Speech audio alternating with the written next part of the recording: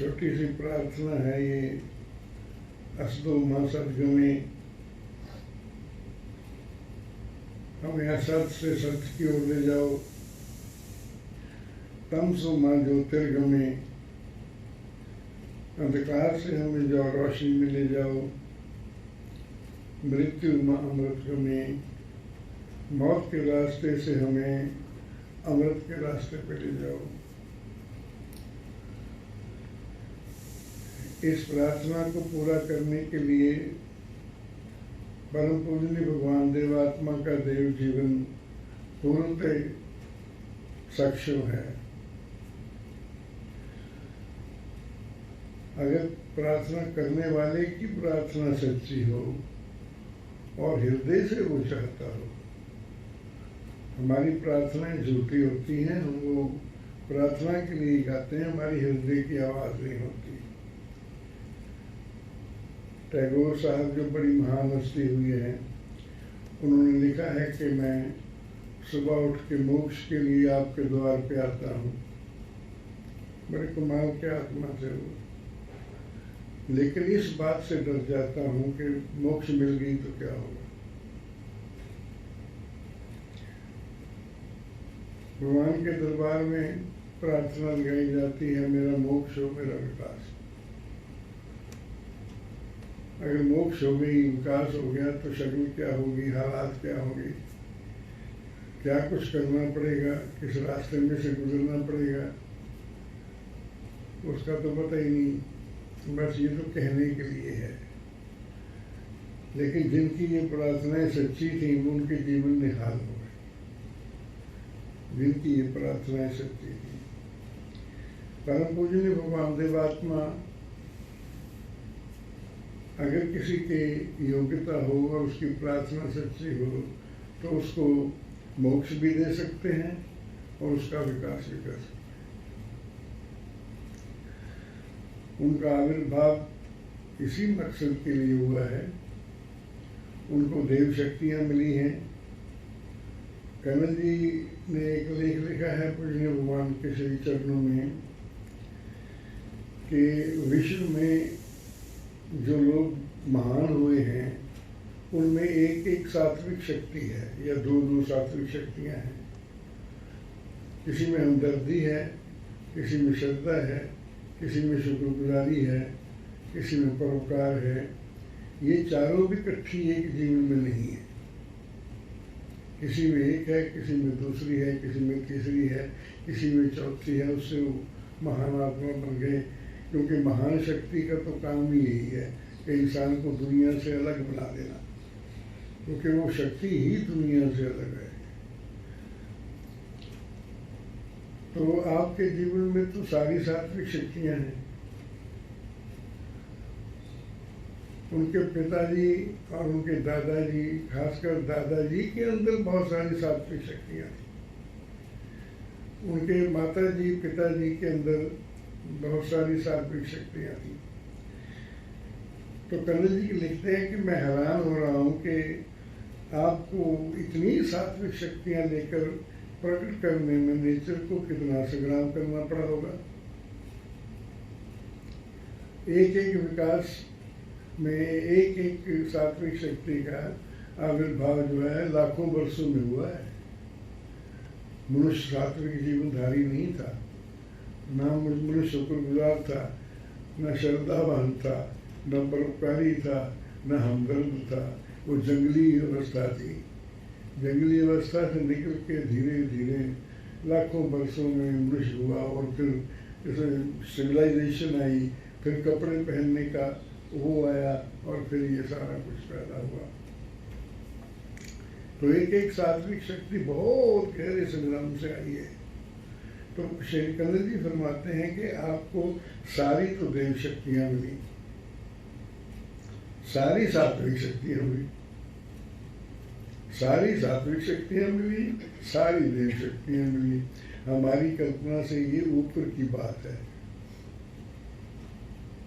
बात हम कर सकते हैं ये, लेकिन इसको समझना बहुत मुश्किल है। ये हमारे ऊपर से निकल जाती है ये बात, को थोड़ी बहुत समझ में आती है, लेकिन दिल को समझ में आई वो उनके फोटो भी लगे हुए हैं, उनके जीवन चरित्र भी हैं, उन्होंने कमाल कर दिया। सारी देव शक्तियों को लेकर उसमें सारी सात्विक शक्तियाँ समाई हुई हैं। लेकर पूज्य भगवान का आविर्भाव हुआ और फिर पूज्य भगवान ने लिखा है कि मेरी सारी देव शक्तियाँ सदा विकसित होने की योग्यता रखती है, वो विकासशील थी। यानी वो ये नहीं कि आज बढ़ गई कल को घट गई। मनुष्य का तो ये हाल है कि आज श्रद्धावान है कल को घमंडी है, आज शुक्रगुजार है कल को कृतघ्न है, आज महिमा गाता है कल को अटैक करता है। तो उसकी तो ये बात है इंसान की। यहाँ भी जितने भी आदमी पर पूज्य भगवान देवात्मा के श्री चरणों में आए, अगर वो सारे जुड़े रहते, सारे देव प्रभाव पाते तो लाखों होते आए। कुछ आए, कुछ सुना, कुछ आगे बढ़े, फिसल गए। 24 साल कर्मचारी रहकर फिसल गए, 20 साल कर्मचारी रहकर फिसल गए। तो भगवान देवात्मा फरमाते हैं कि मेरी ये सारी शक्तियाँ सदा विकसित होने की योग्यता रखती हैं, और जिन हालात में लोग विनष्ट हो गए उन हालात में मैं उन्नत होता चला गया। मेरे साथ और भी बच्चे थे, मेरे स्कूल में और भी स्टूडेंट थे, लाहौर में और भी दुनिया रहती थी, मैं विकसित होता चला गया। जिस हालात में भी नेचर ने मुझे रखा मैं विकसित ही होता चला गया।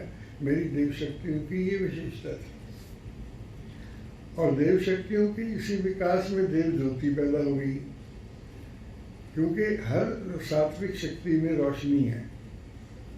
कृतज्ञता में ये रोशनी है कि वो दिखाती है कि मेरे उपकारियों का रूप क्या है, मेरे ऊपर जो उपकार किए गए हैं उनकी मेहरबानी कितनी है, जिसमें नहीं उसको नहीं नजर आता।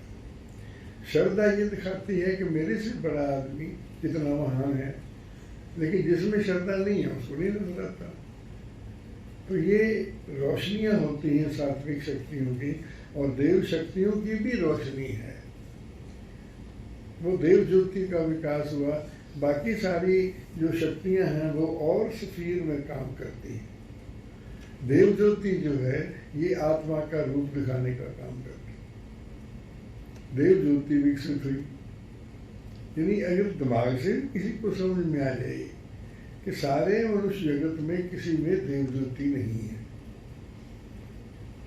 मैंने भी किताबें मेरे पास पढ़ी हैं जो एंशियंट वर्ल्ड की, मॉडर्न एज के वर्ल्ड की, प्रेजेंट एज के वर्ल्ड की, किसी ने क्लेम नहीं किया कहीं भी कि मेरे अंदर देव ज्योति पैदा हुई। जब देव ज्योति थी नहीं तो वो क्लेम कैसे करता? क्लेम भी वही करेगा जिसके अंदर देव ज्योति हो। फिर विकास हुआ पूज्य भगवान में देव तेज का। देव ज्योति आत्मा का रूप दिखाती है। देव तेज में इतनी शक्ति है कि जो उसको अपने आत्मा में घटिया बात नजर आए उसे मोक्ष देने की सामर्थ्य रखती। ये देव ज्योति और देव तेज का विकास हुआ। ये देव ज्योति और देव तेज से उनके अंदर देव प्रभावों की लहरें बनी।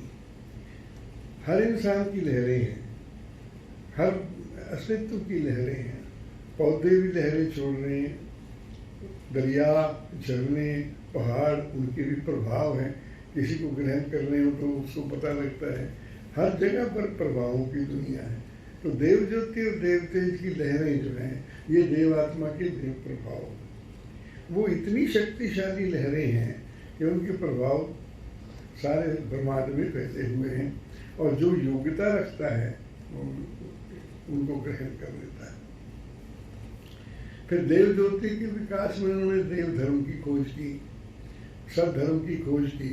उन्होंने आत्मा का सत्य ज्ञान दिया और देव तेज से उस पर अमल करने के योग बनाया।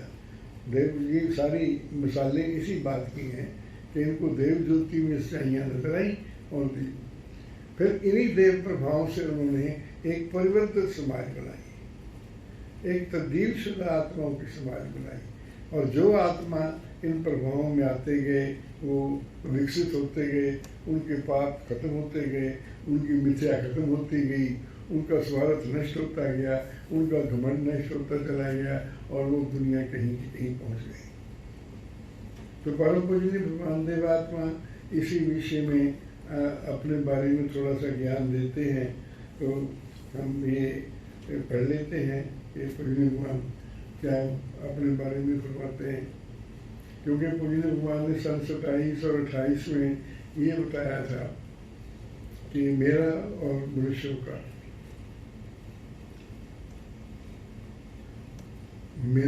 मनुष्यों का दर्जे का फर्क नहीं है, जाति का फर्क है।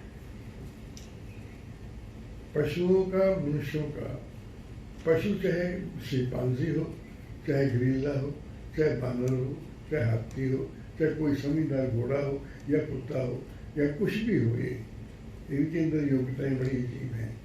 तो ये लेकिन मनुष्य नहीं बन सकते, ये बुनियादी फर्क। और ये डॉगी जो है हमारा, ये मुझे भी देखता, पहचानता भी है, और ये सब कुछ देख 12 साल से यहाँ रक्षा कर रहा है। 12 साल हो गए इसको, शायद 12 ही हुए, 12 साल हो गए ये है। लेकिन ये मनुष्य बनने की योग्यता नहीं रख सकता, ये मकान नहीं बना सकता, ये बातें नहीं समझ सकता, ये स्कूल नहीं जा सकता।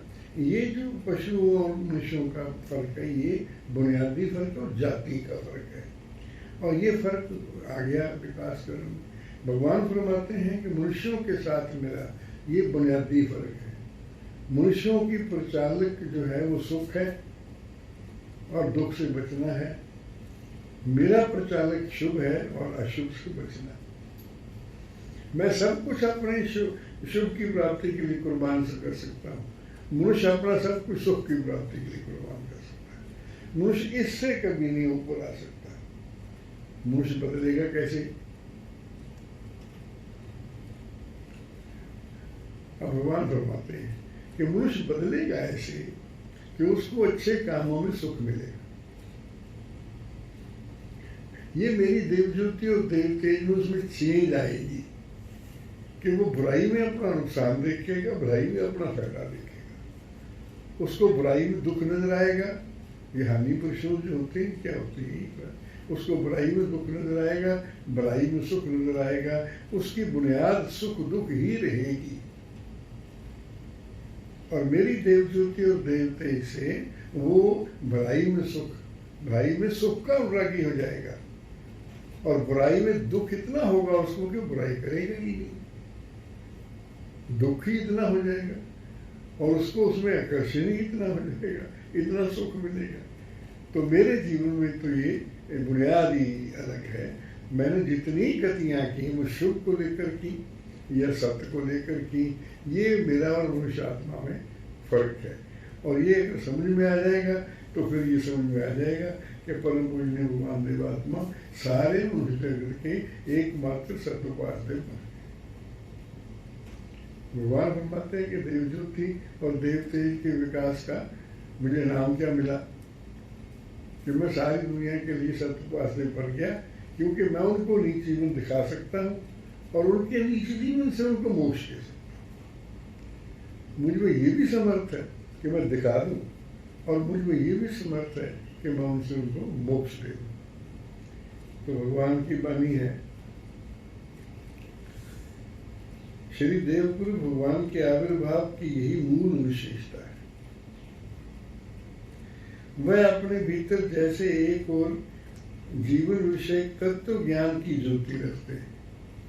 एक तो जीवन के तत्व ज्ञान की कि जीवन है क्या, मनुष्य को जीवन काहे के लिए मिला है, उसके जीवन का लक्ष्य क्या है, वो उसमें कैसे प्राप्त करना है। वो जीवन तत्व जीवन विषय तत्व ज्ञान की ज्योति रखते हैं। वैसे ही दूसरी ओर नीच गति से मोक्षदायक और सर्वांग धर्म जीवन उत्पादक शक्तियां भी रखते हैं।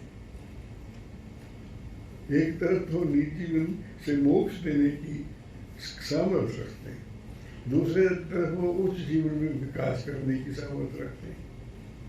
इसलिए जिन जिन आत्माओं तक उनकी कुछ भी वह ज्योति और शक्ति पहुंची है, उन्हीं की अवस्था उनकी योग्यता के अनुसार बदल कर कुछ की कुछ बदल। भगवान फरमाते हैं कि मैं शरीफ इंसान भी बना सकता हूँ, मैं उसको फरिश्ता भी बना सकता हूँ।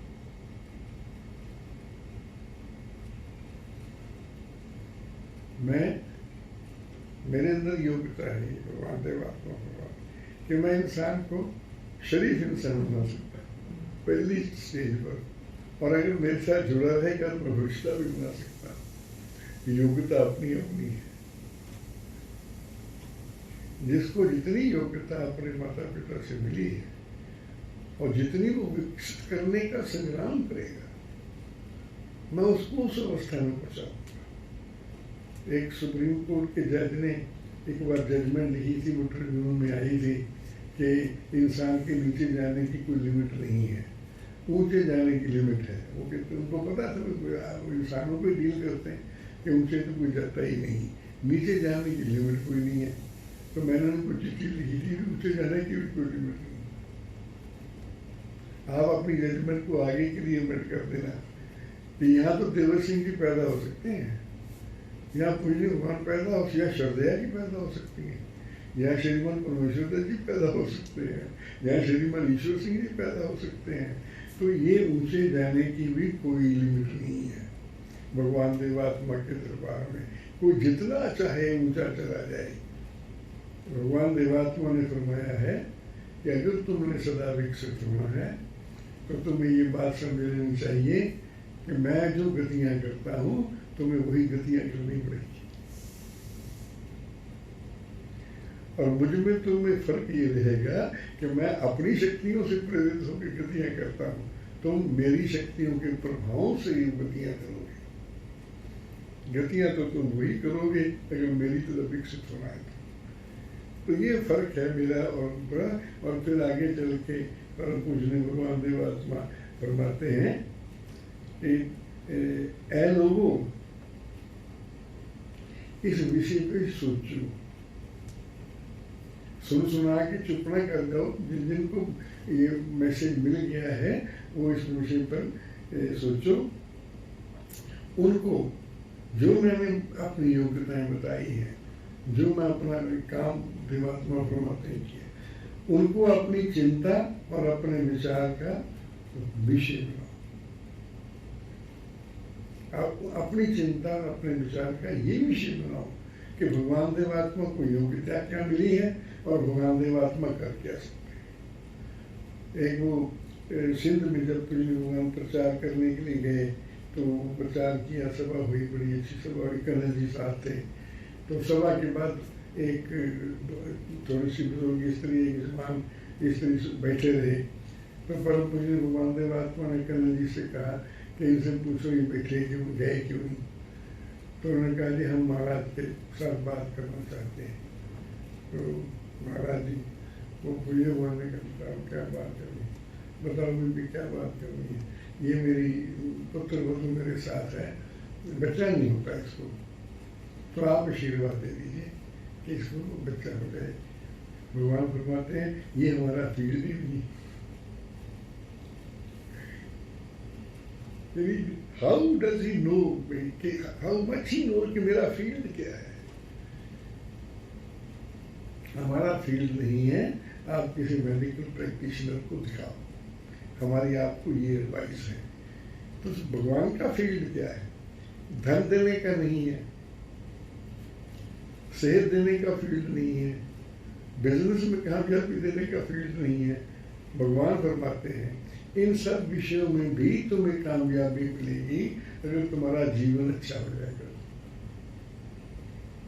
मेरी काम ही तुम्हारा अच्छा जीवन बनाने की, और तुम इस विषय पे विचार करो कि मैं तुमको कितना अच्छा बना सकता हूँ, और जितनी तुम्हारी योग्यता है उतना तो तुम्हें अच्छा बना ही दूंगा अगर तुम मेरे पास यहाँ टिके रहोगी। तो बहुत सारे आत्मा मुझे ख्याल आ रहे थे कि वो कहाँ से चले और कहाँ पहुँचे भगवान देवात्मा के प्रभाव को पाकर। एक सरदार जमीर सिंह जी सुने जाते हैं समाज में, आपने सुना होगा उनका नाम। कहाँ से चले थे, कितने कहाँ पहुँचे।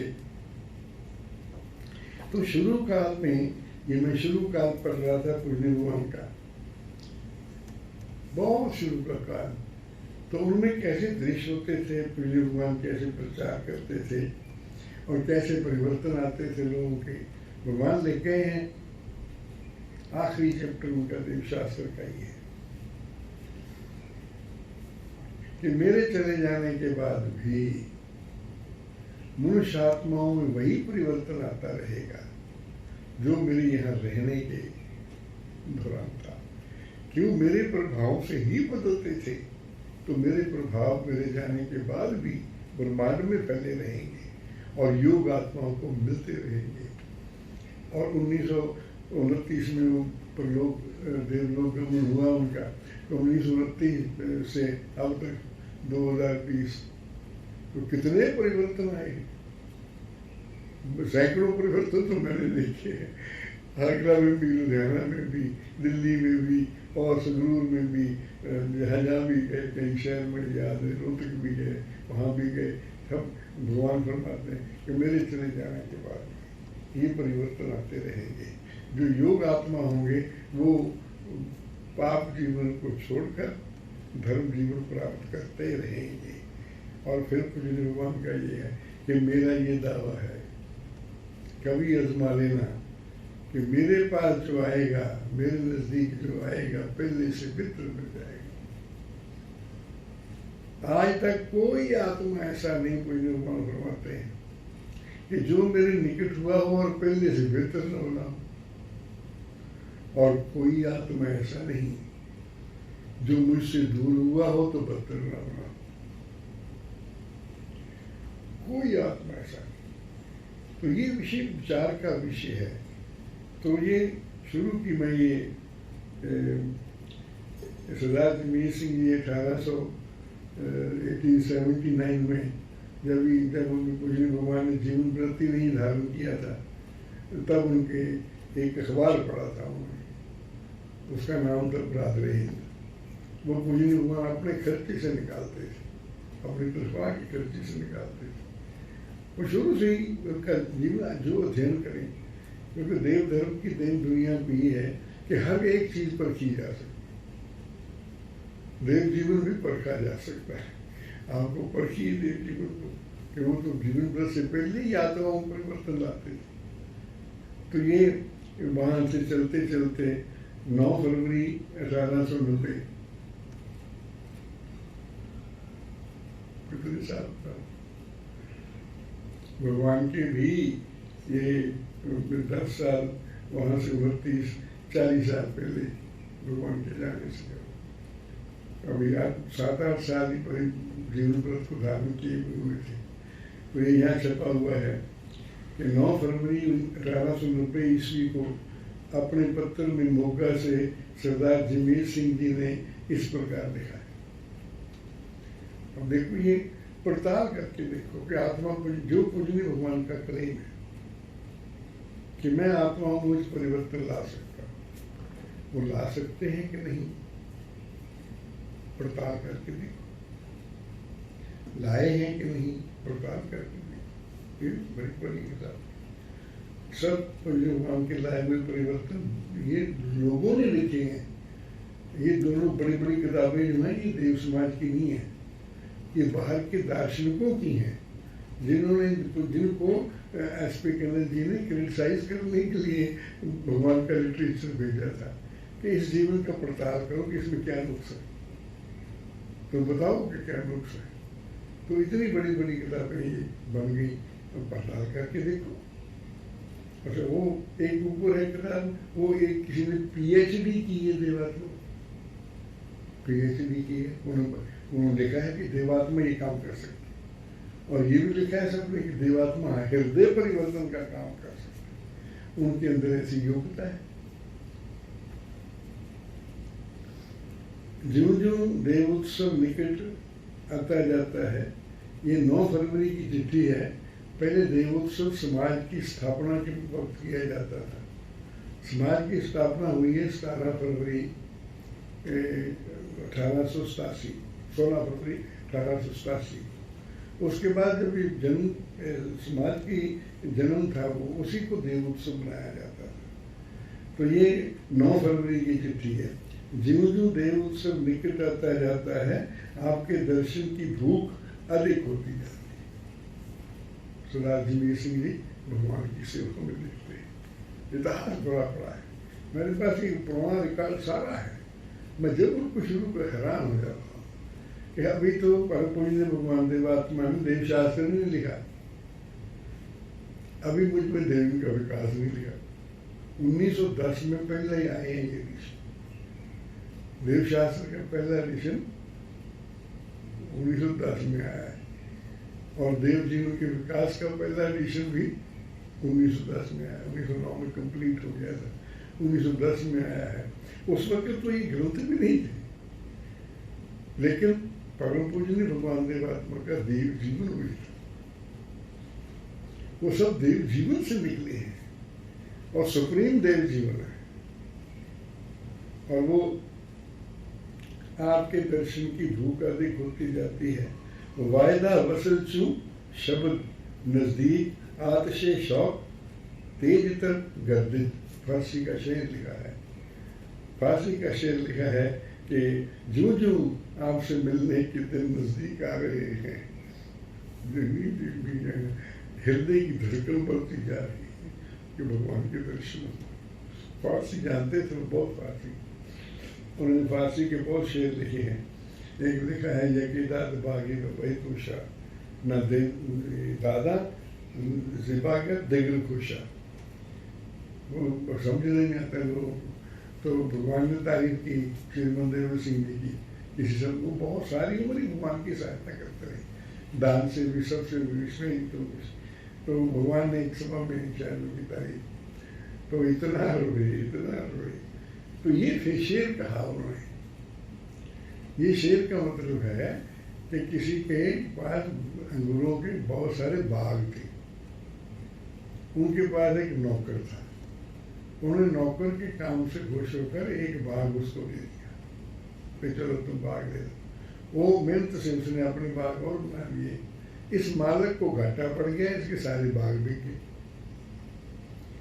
और जिसने बाग दिया था उसको, वो कहता अच्छा मेरा ही नौकर है, मैं जाके 2 टोकरियाँ अंगूरों की ले आता हूँ, घर बच्चे खा लेंगे, हमारे बाग तो बिक गए। तो जब उसने जाके सदा दी तो मैं मिल दे दूँगा, जाओ ये हमारे है। कहते ना दादा से बागश, कहते हमें तो आपने इतना ऊंचा पहुंचा दिया कि हमने तो आपको अपनी बारी में एक गुच्छा भी नहीं दिया। एक गुच्छा दिया तो दिया क्या दिया, कहते आपने हमें बगीचों के मालिक बना दिया और हमने आपको गुच्छा भी नहीं, गुच्छा भी। सबको अपने जीवन की पड़ताल करके देखनी चाहिए। मुझे कहाँ से उठाया, कहाँ पहुँचाया, मैंने क्या दिया। देवात्मा काउंटर से कोशिश की है कि सारा उनका लिटरेचर दुनिया में फैल जाए, तो और क्या कर सकते। चंद दिन के से प्रातः उठकर कुछ साधन करता हूँ, क्योंकि आपके दर्शन करने हैं, इसलिए मैं साधन करता हूँ। भगवान देवात्मा के चरणों में सिर रखने की इच्छा हर रोज तीव्र होती जा रही। उस वक्त ये सौभाग्य था लोगों को कि भगवान मौजूद थे धरती पर। तो जो खास खास आत्मा थे वो जाके भगवान देवात्मा के श्री चरणों पर सर रखा करते थे। कल की प्रार्थना में विवश ये जब शब्द मुंह से निकलने आरंभ हो गए, कल जब अपने साधन में जो प्रार्थना की तो ये शब्द निकलने शुरू हो गए। फिर ये गीत लेके भगवान को भेज दिया, गुरुजी ले चलो मुझे वहां। ये श्रद्धा और भक्ति की दुनिया है, कहाँ पहुंचाते हैं, अभी तो शुरू काल है, कहाँ पहुंचे वो बात। और वो नजर आएगी आंखों वालों को जिनकी दिल की आंखें होगी। ये बाहर की आंखें तो सबकी बड़ी मोटी मोटी हैं, लेकिन दिल हृदय की आंखें नहीं है, वो देख नहीं सकते। गुरु जी ले चलो वहां जहाँ संत जहाँ संत जो रहते हैं, मुझे वहां ले चलो। सब सखियां मिल मंगल गावे, सब साथी मिलके जहाँ मंगल गाते हैं। सब सखियां मिल मंगल गावे, महिमा तुम्हारी करे महान। जहाँ आपकी महिमा महान होती हो, मुझे गुरु जी वहाँ ले चलो। तब सेवक मिल, सब सेवक मिल सेव कमावे, सेवा कमावे। सब सेवक मिल जहाँ सेवा कमावे, वहाँ मुझे ले चलो। तन मन अपना करके दान, सब सेवा कमाए। तन मन अपना करके दान। देव धर्मी सब कीर्त गावे, देव धर्म की सब कीर्त गावे, उन पर जाऊं मैं कुर्बान। जो सेवक वहां मिलकर देव धर्म की कीर्ति गाते हैं, मैं उन पर कुर्बान जाता।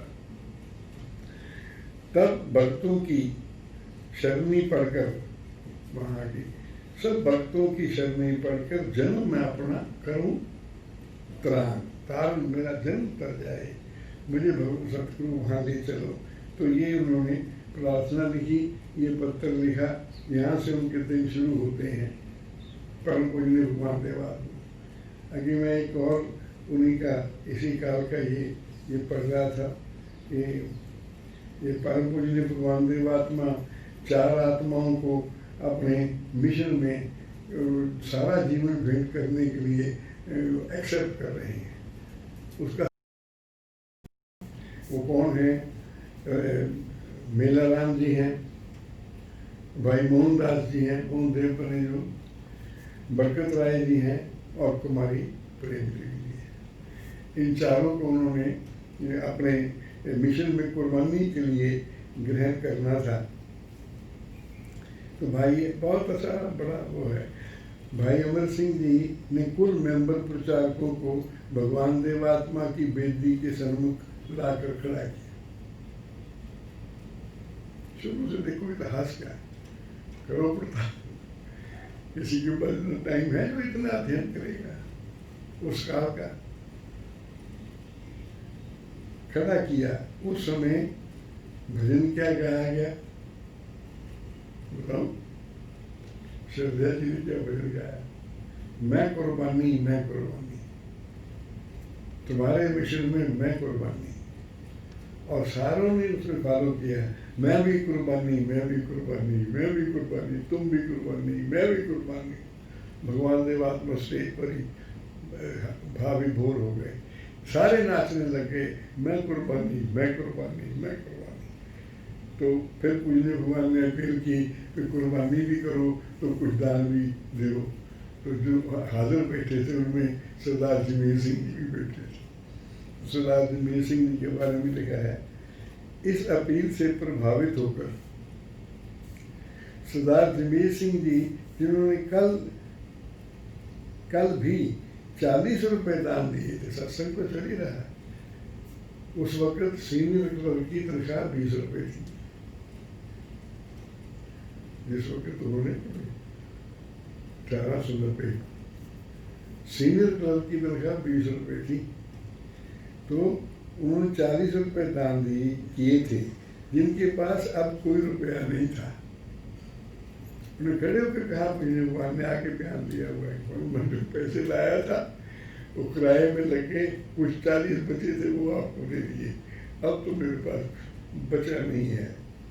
लेकिन जहाँ भाव शक्तियाँ होती है ना जी, कोई रास्ता निकाल देती। क्या हुआ? कोई रुपया नहीं था।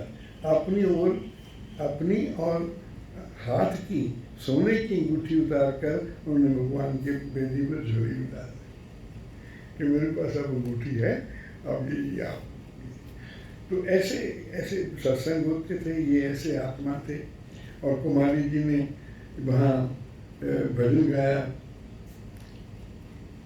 शरण तुम्हारी आए गुरु जी, भरी सभा में लज्जा रखो। इनको इतना महान रूप नजर आता देवात्मा।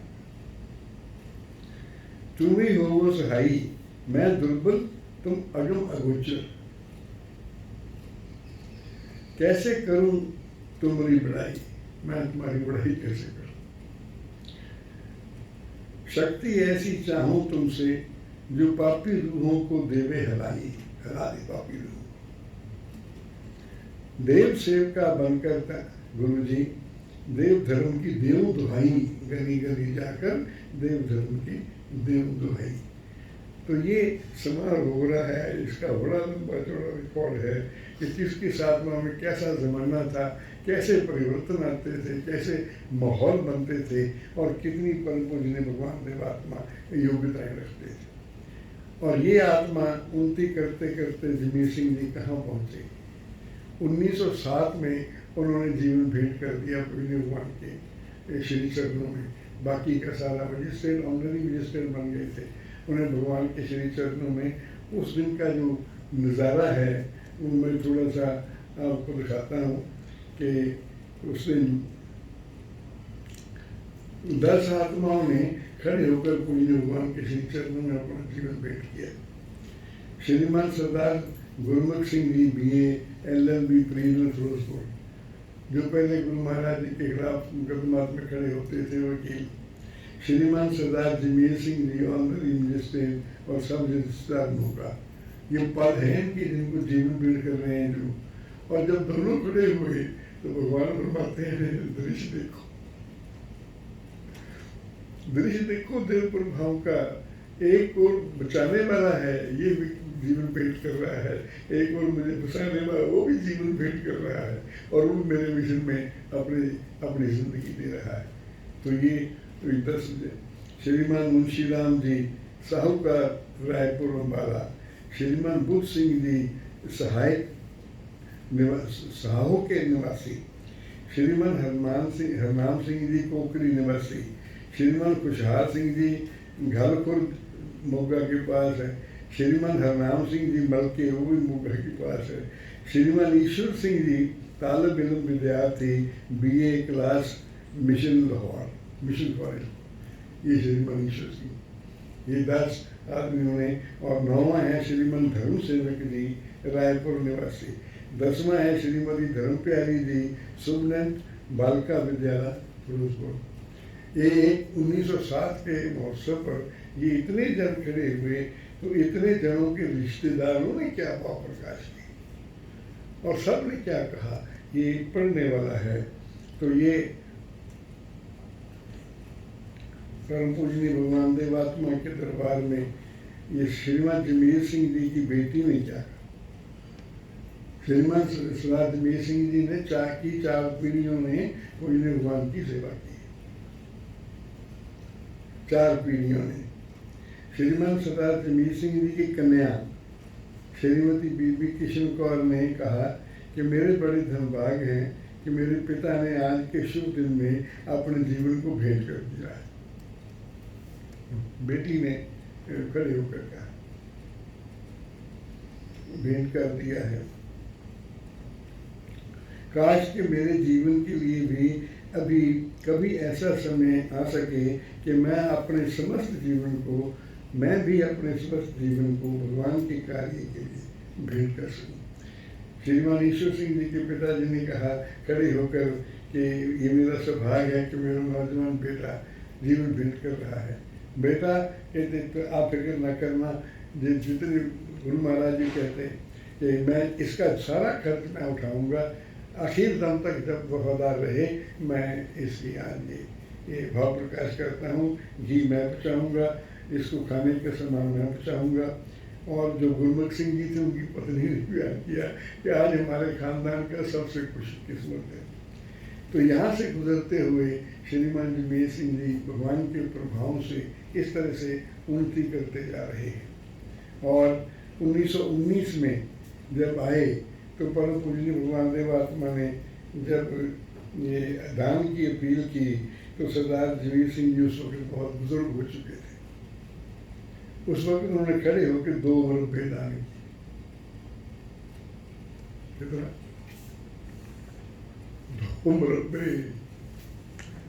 2 मुरब्बे जमीन जो उनको अपनी जो ईमानदारी की सर्विस में ऑनरेरी मजिस्ट्रेट बने थे उसके में अंग्रेजों ने मुरब्बे दिए थे और 4 मुरब्बे दिए थे, तो 2 मुरब्बे उन्होंने पूजनीय भगवान की सेवा में भेंट कर दिए।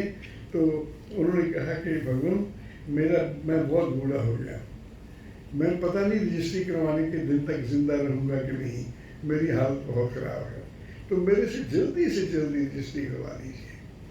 तो उनका बेटा वहाँ बैठे थे, सरदार सरमुख सिंह जी, जिन्होंने मोगरा का मंदिर बनवाया है। उन्होंने कहा, खड़े हुए कहा, भगवान कोई चिंता नहीं है, मैं करवाऊँगा।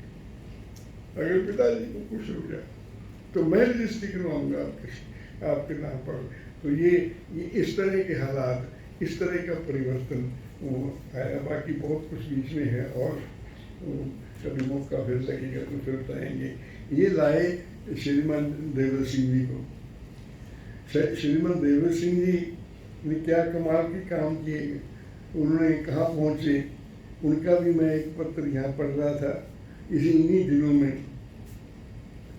ये पहला है श्रद्धा कुमारी प्रेम देवी जी का ये नया भजन उन्होंने बना के गाया और प्रकाशित किया। ये क्या भजन गाया, देखो सखी मेरी प्रेम की माला।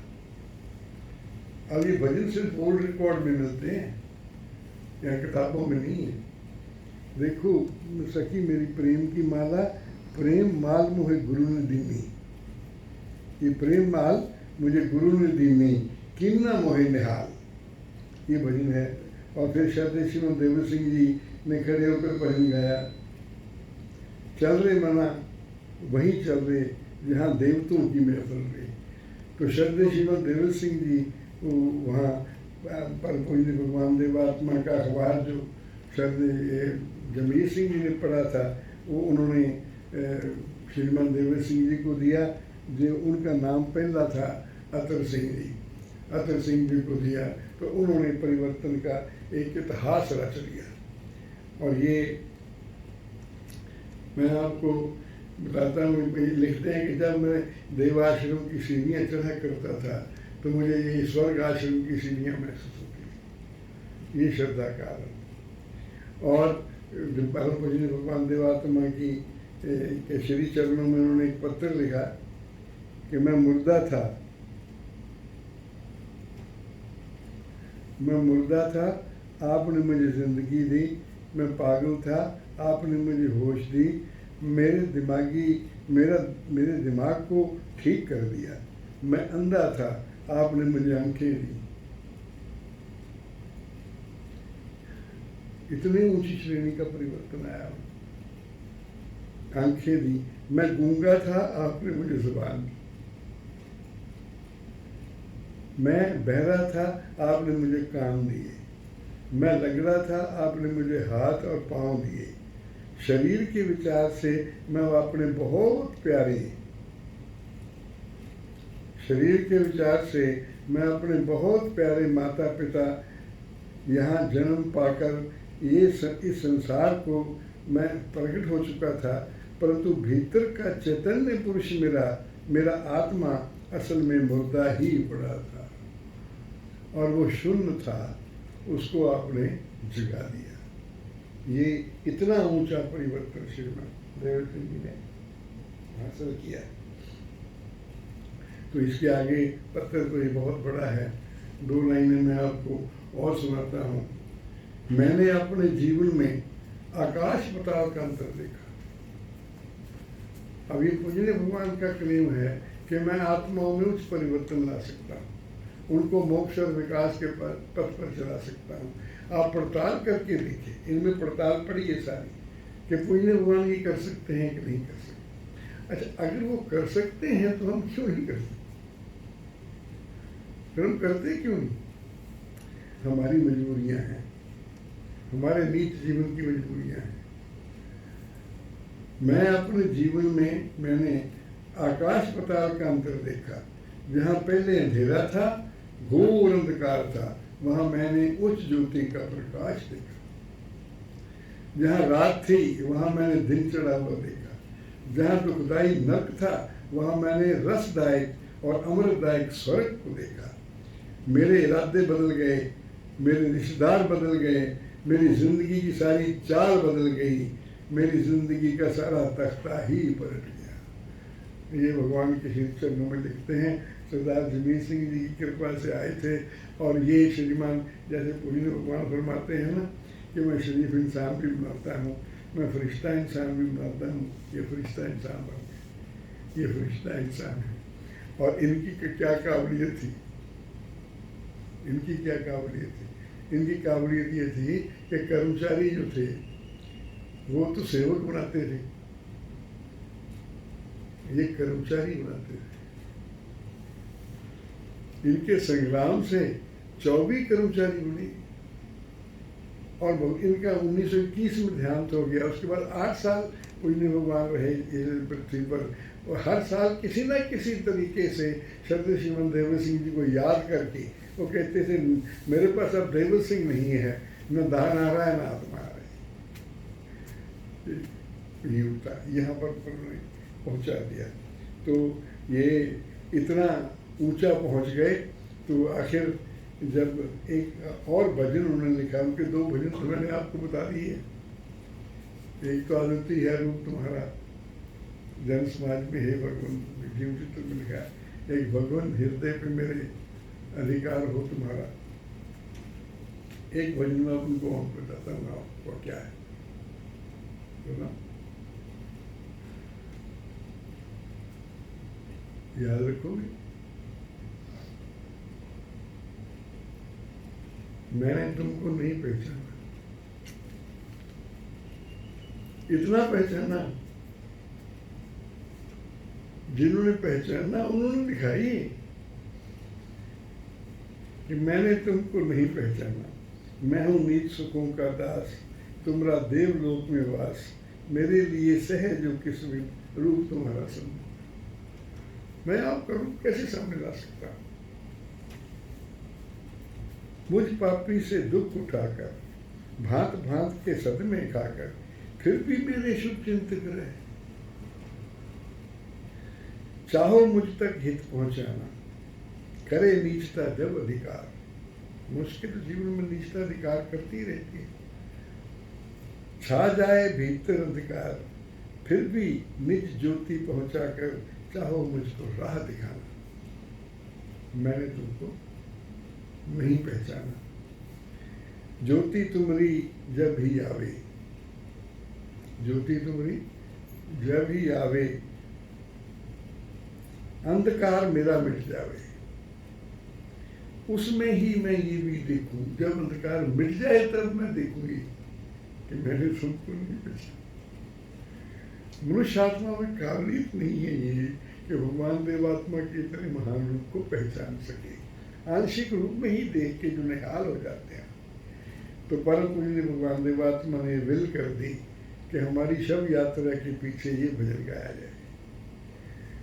सारे मनुष्य आत्माओं को हुक्म दे दिया, अपनी समाज को हुक्म दे दिया कि जब हमें तुम शमशान लेके जाओ तो इसके पीछे भजन सब ये गाएंगे कि हमने तुमको नहीं पहचाना। तो सारे यही भजन गाते जा रहे थे, हमने तुमको नहीं पहचाना। तो ये मनुष्य के लिए तो परम पूज्य भगवान देवात्मा को पहचानना ही बहुत मुश्किल है। तो एक भजन और मैं आपको श्रीमान देवर सिंह जी का बताता हूँ। उसने परम पूज्य भगवान देवात्मा को भाव विभोर कर दिया था। ये मेरे पास जो पुस्तक है ये सच्चा शहीद है। ये डॉक्टर हरनाम सिंह जी स्कूल में बीमारी फैल गई थी, ऐसा कि उस वक्त इलाज कोई नहीं था। उनकी सेवा करते करते और एक मुसलमान को बचाते बचाते शहीद हो गए। उससे पहले एक दिन की ये घटना यहाँ छपी हुई है। जिन सज्जनों ने देव समाज के 12वें वार्षिक उत्सव की उस महासभा में सम्मिलित होने का शुभ अवसर मिला, जिसमें 6 फागुन संवत 1955 यानी 1898 के दिन स्वयं श्री देवगुरु भगवान ने विराजमान होकर एक स्मरणीय उपदेश दिया था। वो है रिकॉर्ड में जो उपदेश दिया था, उन्हें वह स्वर्गीय समा भी नहीं भूल सकता। जिन्होंने ये दिन देखा है, जो सौभाग्यवान थे, जो भगवान ने उपदेश दिया वो तो भूले ही नहीं होंगे, लेकिन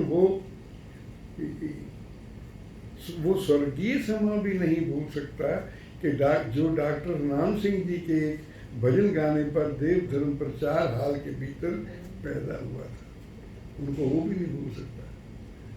ऐसे दृश्य पैदा होते थे। श्री देवगुरु भगवान सभा के मंदिर में पधारे। सामने लाओ, कल्पना शक्ति तो आप सब में है। कल्पना शक्ति से तस्वीर तो सामने लाई ही जा सकती है। श्री देवपुर भगवान सभा मंदिर में पधारे, सब सेवकों ने खड़े होकर उनका सम्मान किया। वह वेदी पर शोभायमान हुए।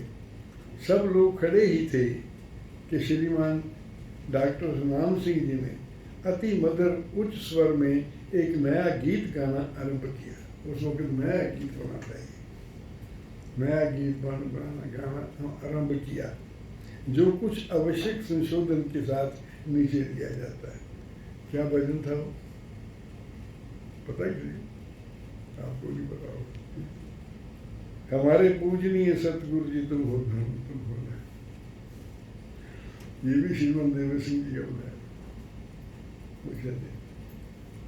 तुम्हें धन्यवाद दे दे सतगुरु तुम हो धर्म तुम हो धर्म, जीवन ज्योति के लाने को, अंधेरा सब मिटाने को, चढ़े सूरज हो तुम जग में तुम हो धर्म। ये भजन देव सिंह जी ही बना सकते थे। पाप सारे मिटाते हो, नीच सुख से बचाते हो, धर्म का राज लाते हो, तुम हो धर्म तुम हो धर्म। बहुत सोते जगाए तुम, बहुत डूबे बचाए तुम, बहुत उजड़े बसाए तुम हो धर्म तुम हो धर्म। हमारा भी तुम्ही से ही हुआ है उच्च हित साधन। करें हम क्यों ना, करें फिर क्यों ना हम सारे, तुम हो धन तुम हो धन। ये किसने गाया भजन? डॉक्टर हरनाम सिंह जी ने बनाया हुआ श्रद्धेय श्रीमन देव सिंह जी का है। और इसमें लिखा है कि हरनाम सिंह जी इस गीत को गाते जाते थे और वातावरण अति पवित्र रूप धारण करता जाता था।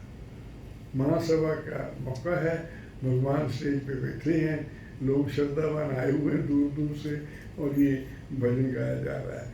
गाते गाते जब वो तीसरे पद पर पहुंचे और हार्दिक विश्वास तथा हृदय के गहरे भावों के साथ उन्होंने बहुत उजड़े बसाए, तो जब ये गाया ना कि बहुत उजड़े बसाए तुम, ये शब्द मुख से उच्चारण किए तो न केवल साधन मंदिर में उपस्थित लगभग सभी जन स्वयं वरना स्वयं श्री देवगुरु भगवान भी बरबस फूट पड़े और आंसू बहाने लगे। ये डॉक्टर को सच्चा शहीद कहा जाता है। श्रीमान देव सिंह जी कहाँ पहुँचे? उन्होंने एक एक अमर गीत लिखा, एक एक अमर संगीत रचना की और एक एक अमर लेख लिखा कि मैं मुर्दा था आपने जिंदा कर दिया, मैं बहरा था आपने कान दे दी, मैं गूंगा था आपने जबान दे दी, मैं लंगड़ा था आपने टांगे दे दी। वो क्यों लंगड़े थे? वो धर्म की दुनिया में कोई चल सकता ही नहीं, वो लंगड़े लूले सारे हैं, सारे बहरे हैं, उनको धर्म की बात समझ में नहीं आती, धर्म की सच्चाइयाँ नजर नहीं आती, सब अंधे हैं वो। तो पूज्य भगवान को सेवा में दिखते हैं। तो ये 2-3 दृश्य मैंने आपको धर्म से मंदिर दिखाए। अब परम पूज्य भगवान देवात्मा की छोटी सी पानी आपको सुना के फिर अगला एक छोटा सा प्रोग्राम पूरा करूंगा। भगवान फरमाते हैं,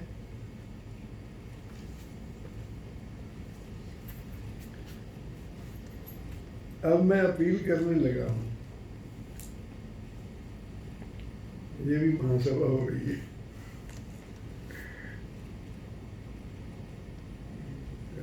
समझ जाइए जरा। अब मैं जो अपील करने लगा हूं उसके लिए होशियार हो जाओ।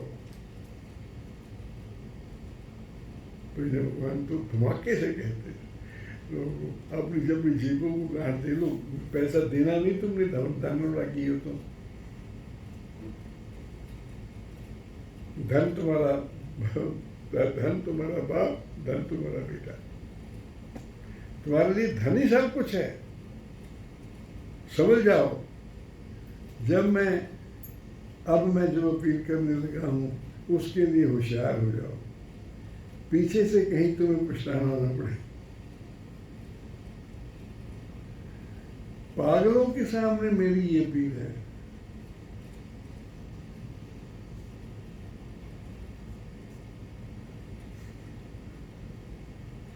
पागलों के सामने मेरी ये अपील है कि तुम्हें अपने भले के लिए देवात्मा की जरूरत है। ये तो भगवान फरमाते हैं मनुष्य तो सभी पागल, दर्जे का फर्क। कुछ जो कत्ल करते हैं वो और दर्जे के पागल हैं, जो डाके मारते हैं वो और दर्जे के पागल हैं, जो चोरियां करते हैं, जो घर में लड़ाइयाँ करते हैं वो और तरह के पागल हैं, जो स्वार्थी जीवन व्यतीत करते हैं वो और तरह के पागल हैं, जो निकम्मे रहते हैं वो और तरह के पागल हैं।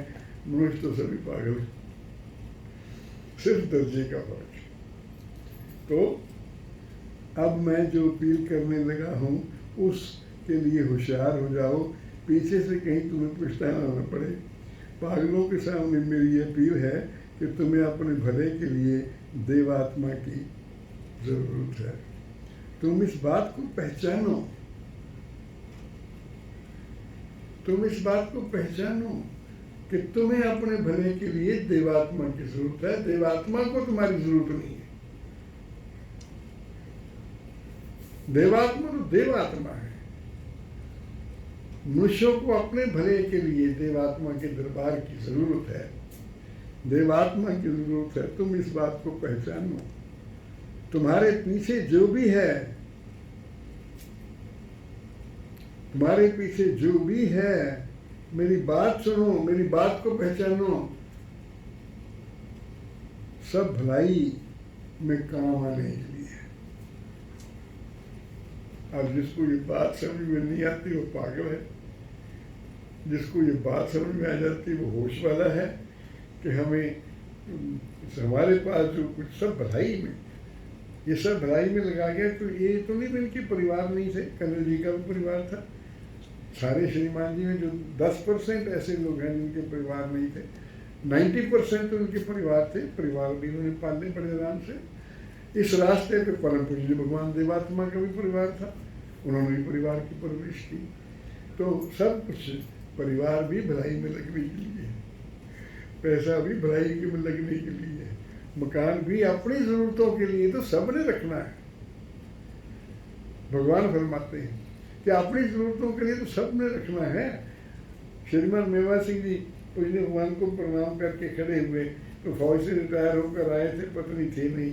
तो श्रीमान मेवा सिंह, अब तुम जब चले जाओगे, ये बात तो भगवान ही कर सकते थे कि किसी को पूछने कह दे कि जो 50 साल का बंदा आदमी हो कि तुम दुनिया से चले जाओगे, वो कहेगा ये क्या कह दिया मुझे मैंने, कि जब तुम दुनिया से चले जाओगे तुम्हारा धन किस काम आएगा, तुम इसको भलाई में लगाओ। और उन्होंने 4 दिनों में भगवान के नाम रजिस्ट्री करवा, और वो मोगा में हमारे पास रहते थे, मेरे से तीसरे कमरे में रहते थे। इतना खुशहाल थे, इतना खुशहाल थे, सभा में बैठ के देखने वाले होते थे। जब कहते थे कि लाओ सामने, ये शब्द उनके पेट शब्द थे कि अब लाओ सामने कि देवात्मा ने क्या किया, देवात्मा ने हमें कहाँ से पहुँचा दिया। तो आज मेरा मैसेज ये है कि पागल दुनिया को देवात्मा की जरूरत है। काश वो समझ सके, उनको अपनी भलाई के लिए देवात्मा की जरूरत है। तो ये विषय तो मैं यहीं समाप्त करता हूँ। अब थोड़ा सा 5-7 मिनट में आपको ये बताता हूँ कि आज फादर्स डे है। फादर्स डे, फादर हम सब के हैं, किसी के परलोक में है, किसी के श्लोक में। फादर सबके। एक लेख अखबार में छपा था, मैंने उसको यहाँ नोट करके छाप लिया था, उसके बारे में बताता हूँ। भगवान ने तो माता पिता के संबंध में जनवरी से शुरू किए हैं। सबसे पहला भी नई माता पिता के संबंध में, लेकिन ये भी एक दिन पिता के नाम।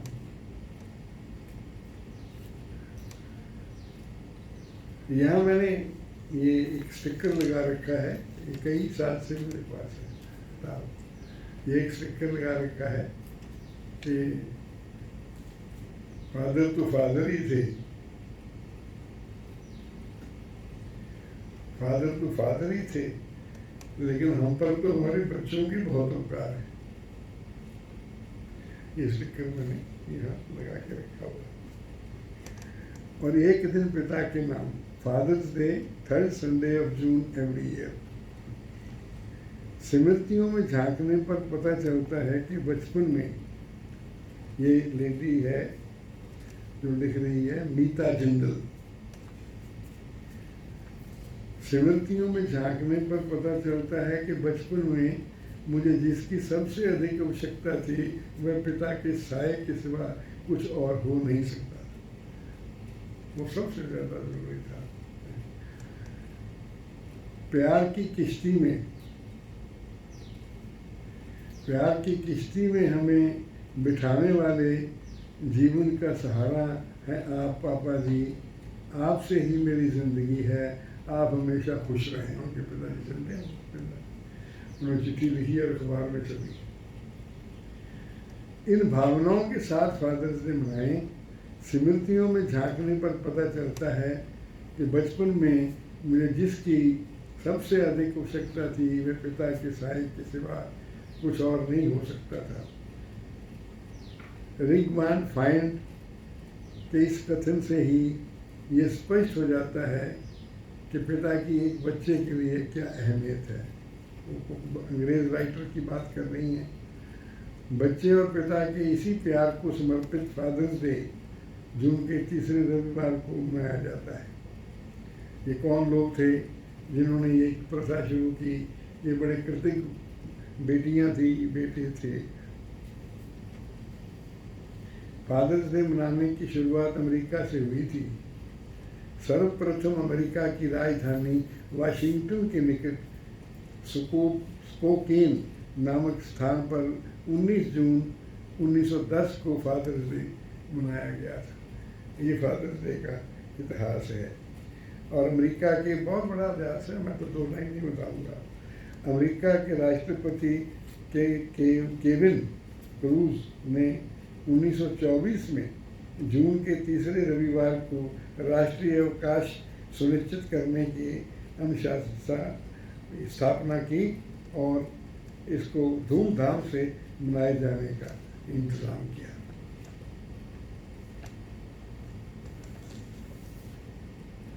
अब मैं 2-4 लाइनें आपको और बताऊंगा। पिता की आरज़ू। हर पिता की आरज़ू होती है कि उनके बच्चे समाज में उनका नाम रोशन करें। अपनी औलाद में अपना अक्स देखना चाहते हैं। अक्स देखने वाले पिता को बच्चों को सही दिशा और संपूर्ण सहयोग देने की आवश्यकता है। पिता के माता और पिता के रूप में 2-4 लाइनें सुनाना चाहता हूँ आप। माता और पिता के रूप में आप एक ऐसा व्यक्ति बने, माता भी और पिता भी, एक ऐसा व्यक्ति बने जिस तरह बनने की चेष्टा आपका फिर बच्चा भी करे। आप वो करें कि जैसा फिर देख के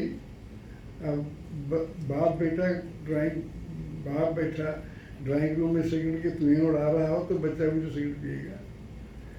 अगर बाप शराब के जाम चढ़ा रहा हो तो बच्चा भी, अगर बाप और नीचगतियाँ कर रहा हो तो फिर बच्चा भी करेगा वो नीचगतियाँ। अपने बच्चे की प्रतिभा को नज़रअंदाज ना करें, उसकी योग्यताओं को भी नज़रअंदाज ना करें। खेल ही खेल में आप विश्लेषण करें कि किस काम की ओर वो ज़्यादा आकर्षित होता है, उसे उसी ओर अधिक प्रेरित करें।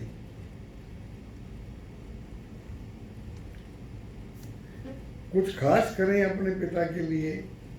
पिता के अलावा बच्चों को भी कर्तव्य है सबसे पहले जो इस दिन अपने पिता को एहसास दिलाएं कि वह आपके लिए कितने खास हैं। सुबह उठते ही उनके पैर छुएं, उनका आशीर्वाद लें। आज फादर्स डे था, पैर छुए, थक गया था फादर्स डे। आपने पैर छुए? अरमान, हक की बात नहीं है, पैर छुए। पैर तुमने भी नहीं छुए, पैर तुमने भी नहीं छुए। आपके पापा कल आए थे, आपको पता फादर्स डे आए, आपने पैर छुए?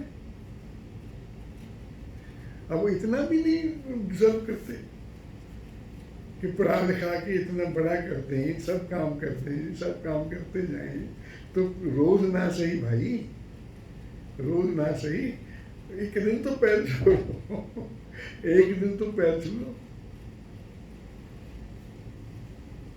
सुबह उठते ही आशीर्वाद लें और उन्हें प्यार से गुलाब के फूल के साथ फादर्स डे की मुबारकबाद दें। एक दो लाइनें और सुनाता हूँ, अपने टाइम में रहूँगा, सारा टाइम का एहसास है पूरा। फादर्स डे तो आता ही छुट्टी वाले दिन है, तो वो खास दिन सिर्फ अपने पिता के लिए ही रखें। आपके पिता को जीवन के बहुत से अनुभवों की व्यवहारिक जानकारी होगी, है कि नहीं? होगी? पता नहीं, पता नहीं ना। आपके फादर को कितना एक्सपीरियंस दुनिया का हो चुका है आज तक, इतनी दुनिया उन्होंने देखी है, हर दिन एक्सपीरियंस गेन करने का होता है। कितने रास्तों में से गुजर चुके होंगे वो, कितनी मुसीबतें भुगत चुके होंगे वो, कितनी मुसीबतों को हल किया होगा उन्होंने। वो एक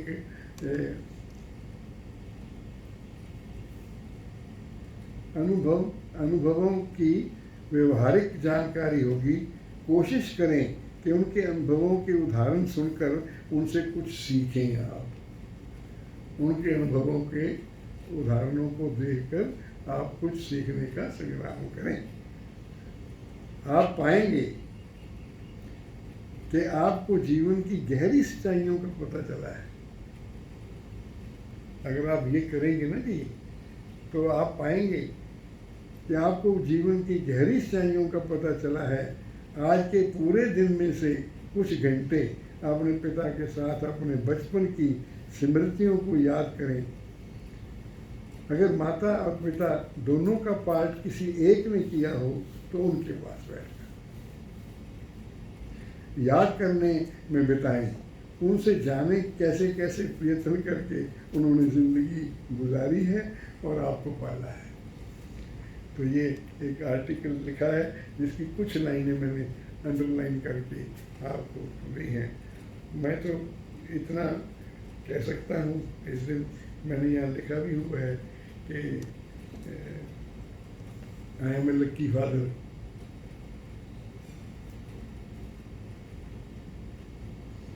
I am a lucky father. I am a lucky grandfather. And I am a lucky grandfather.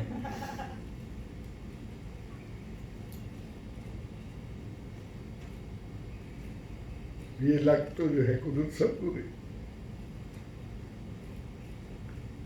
So I am lucky father. I am lucky grandfather. I am lucky.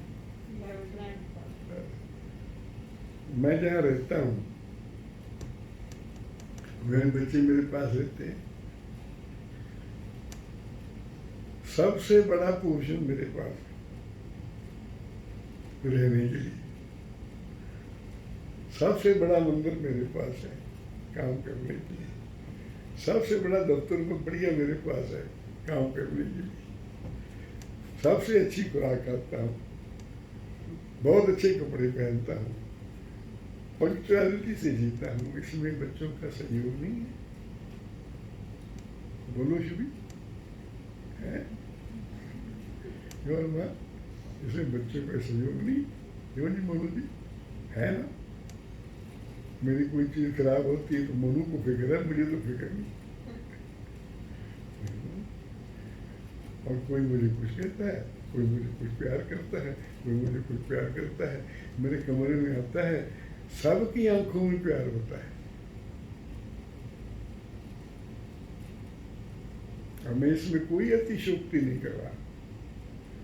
It is 100% fact.